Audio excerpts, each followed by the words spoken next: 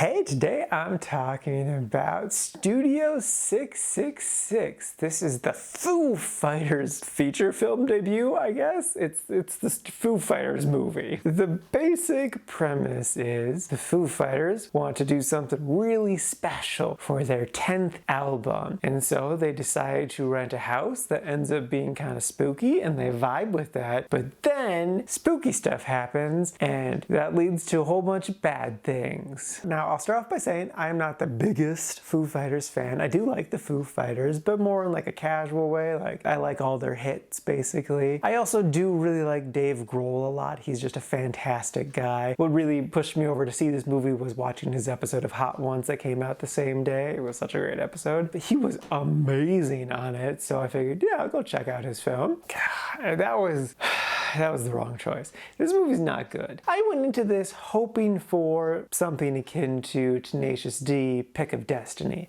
I crazy love that movie. Still think it holds up, and it's so much fun, and just, I love it. This isn't anything like that. With the big thing being, there's no music in this movie. Like, yeah, they riff a couple times, but like, this is a movie about a band, and they don't do anything musically, really. There is like this recurring joke thing about this demonic song that they're making and how it keeps getting longer and longer and longer, but like it's not really anything. Though it does serve as a good metaphor for this movie because it just keeps getting so long to the point of being ridiculous. And that's what this movie is. It is way too absurdly long. It should have been way shorter and would have been a lot better. This could have been a fantastic short film, like a nice tight 20 minutes. Cause like the setup is really solid. Band going to a spooky place. Someone gets possessed by a demon and then kills everyone. That's a lot of fun. If they just would have taken like the beginning of the movie and then just like all the kills at the end and done that as a nice 20-minute short, I would have loved the hell out of this thing.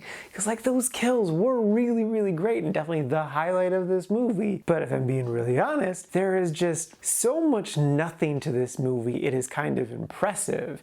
And it got to the point of I just didn't care anymore by the time we got to the kills. So like, even though fun, exciting murders were happening on the big screen, I couldn't have cared less because I was just so bored. I was like, can I force myself to fall asleep right now? Like near the end, I had to go to the bathroom and I'm like, do I even want to go back into the movie theater? I guess I might as well. So if you can't tell, I didn't like this movie. I don't recommend it unless you're like a really big Foo Fighters fan. Then I bet you could easily love this movie. And I am very jealous of your ability to love this movie. But I am not that person. So yeah, so no surprise, I ended up putting this movie in the didn't like category at number 6. And that is out of a total of 7 new movies so far this year. Ugh.